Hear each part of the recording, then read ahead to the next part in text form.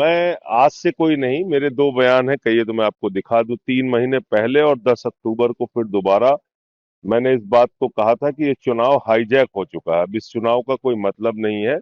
और बिहार में जीत का प्रमाण पत्र एनडीए को पहले ही अज्ञानेश कुमार जी ने मोदी जी को दे दिया है। ये मेरा पहले का बयान है, 3 महीने पहले बोला था।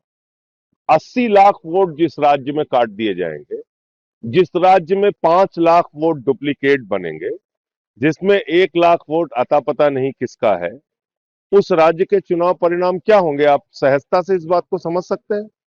तो आज पूरी एनडीए को और मोदी जी को जाके अज्ञानेश कुमार को बधाई देनी चाहिए, उनको मिठाई खिलाना चाहिए, उनका माल्यार्पण करना चाहिए कि अज्ञानेश कुमार जी, आपकी कृपा से हम लोग बिहार जीत गए।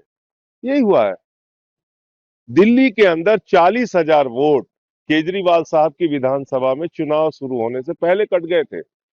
दिल्ली के अंदर हमने मंत्रियों के घरों में जहां 3 वोट थे, वहां 33 वोट पकड़ा, 25 वोट पकड़ा, 26 वोट, 15 वोट, 22 वोट, ऐसे ऐसे वोट बनवाए गए थे। जब अलग अलग राज्यों के लोग जाके दूसरे राज्यों में वोट दे रहे हैं, तो क्या चुनाव हो रहा है?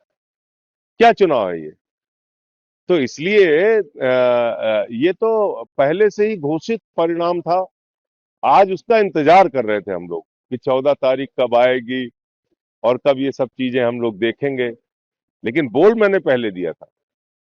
इंडिया गठबंधन साथ आम आदमी पार्टी मिलकर अगर चुनाव लड़ती है हमने तो क्या कर सकते नहीं, देखिए, अब हम उस गठबंधन का हिस्सा नहीं है तो उस पे अब ये सारी बातें करने का कोई अर्थ नहीं है।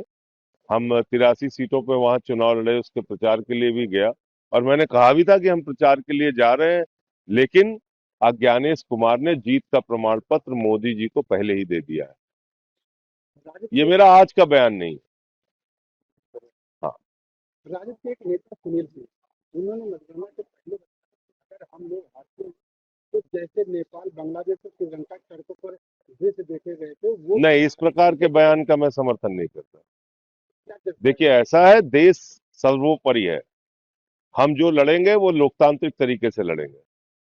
हम यहाँ कोई देश को तोड़ने की गतिविधि पैदा करें देश के अंदर, तो वो चीज ठीक नहीं है। हाँ, ये है कि कहीं अगर चुनाव में गड़बड़ी हो रही है उस पे हम आवाज उठाएं, लड़ाई लड़े, वो तो ठीक बात है।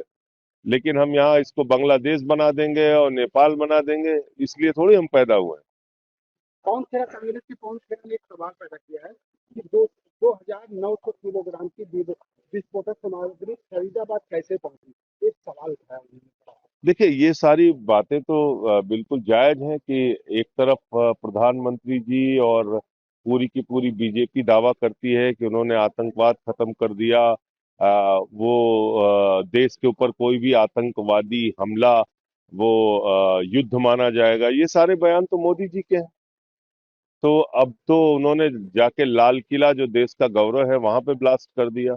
जैसे मोहम्मद का नाम आ रहा है, जो पाकिस्तान का आतंकवादी संगठन है।